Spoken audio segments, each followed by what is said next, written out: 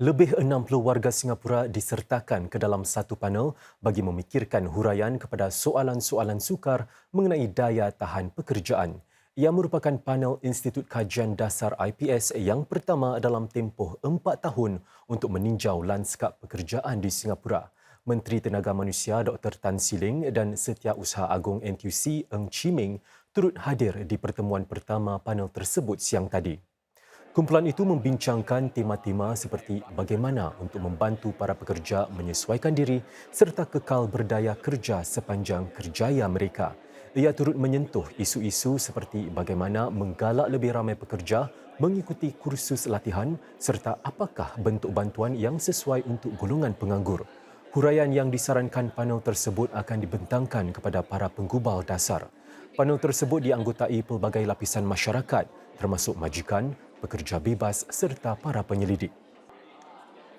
It's how we link it all up together and center this around the individual worker. How do we pool our risk, our employment risk, over our lifetimes all together as Singaporeans? Right. So that's I think the big challenge here, reorientating ourselves from thinking about kind of the big, government must do this, government must do that, and thinking about other ways how we can do this all together.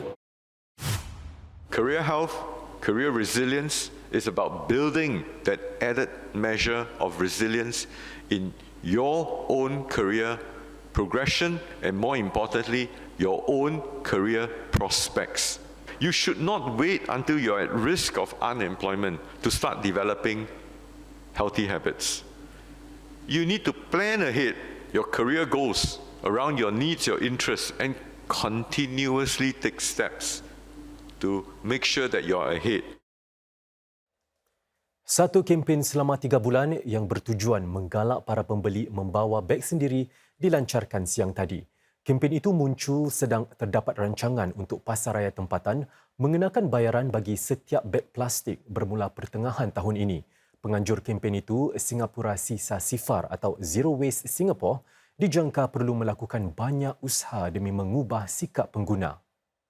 Kempen ini dilancarkan oleh Menteri Negara Kanan Kemampanan dan Sekitaran Amy Khor. Ia menggabungkan satu tinjauan untuk memahami sikap pengguna dan juga jeraya wara untuk mendidik orang ramai. Menurut Cik Khor, sejak beberapa tahun lalu, keluarga-keluarga serta perniagaan-perniagaan tempatan membuang sekitar 200,000 tan barangan buangan setiap tahun. Jumlah itu menurutnya cukup untuk mengisi sehingga 400 kolam renang saiz Olimpik. 2/3 daripadanya adalah beg-beg plastik pakai buang, kata beliau. Lantaran itu, rantaian pasaraya utama akan memainkan peranan penting dalam kempen ini. FairPrice sudah pun melaksanakan inisiatif tiada beg plastik sejak tahun 2019 lagi dan usahanya sudah membuahkan hasil. Menurutnya, beg plastik pakai buang yang digunakannya berkurangan sekitar 57 juta tahun lalu.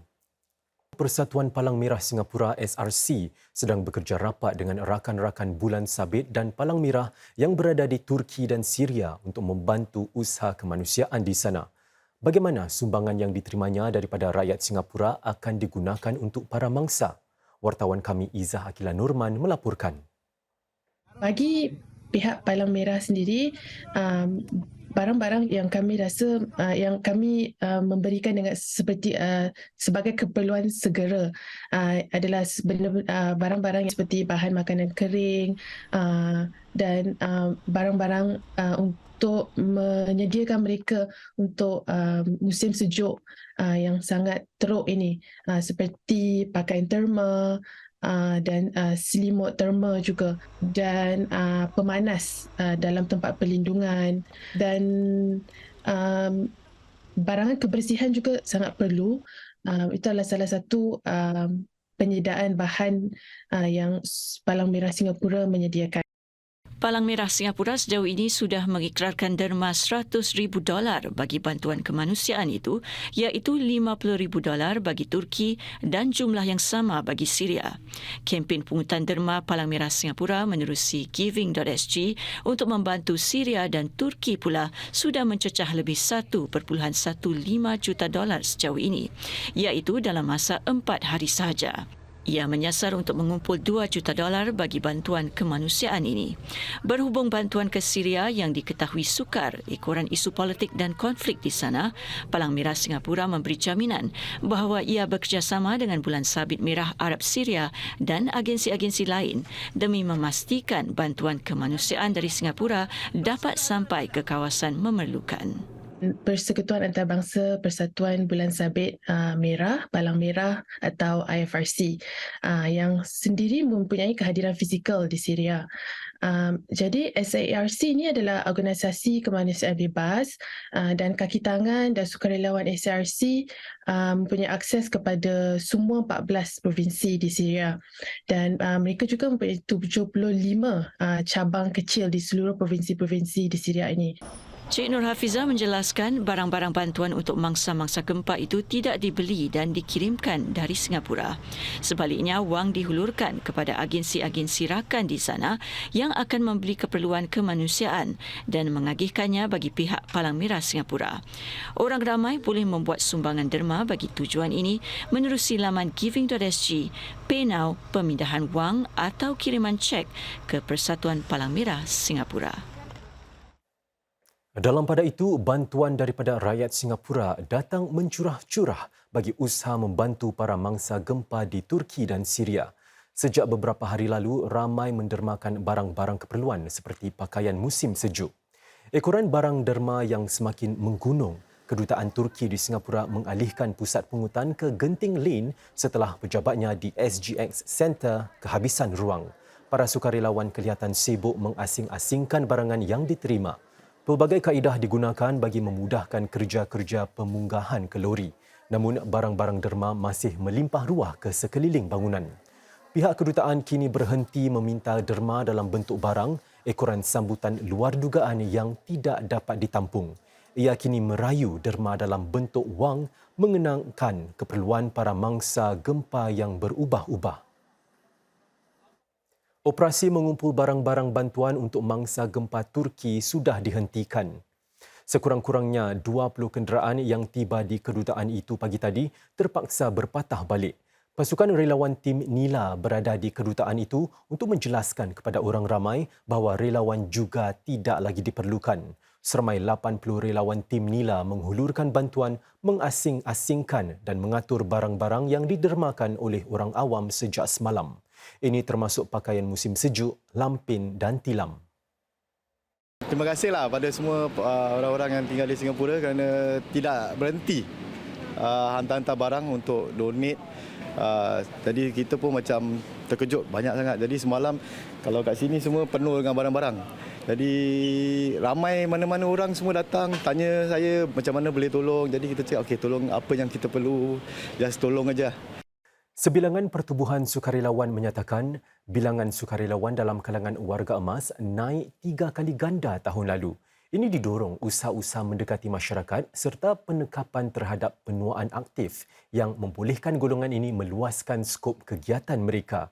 Pusat-pusat lain pula berharap belanjawan negara yang akan dibentangkan Selasa depan dapat menghulurkan pembiayaan tambahan demi membolehkan mereka menganjurkan program-program yang boleh mengekalkan minat. Pada usia 67 tahun, Cik Jun Chen ligat bertugas sebagai sukarelawan kelas Zumba mingguan ini. Beliau antara 80 warga emas yang menjadi sukarelawan Persatuan Khidmat Lion Befrienders tahun lalu. Jumlah itu lebih tinggi berbanding 20 sukarelawan warga emas setahun sebelumnya. Senior volunteers are very, very critical because they are the friends of other seniors. They reached out to them, they are familiar face, they are the trusted face, and they know what they think.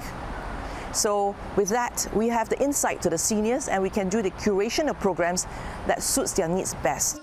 Persatuan ini menyatakan pendekatannya kini membuahkan hasil terutama dalam menarik minat warga emas yang ada kemahiran digital.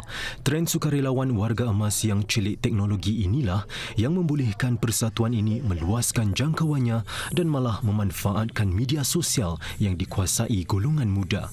Bagi RSVP Singapura pula, sepanjang tahun lalu, jumlah sukarelawan sementara badan ini naik sekurang-kurangnya 30%. Ia menyatakan ini kerana terdapat minat yang mendalam daripada generasi merdeka. They are more tech savvy more educated, and to a certain extent financially stable.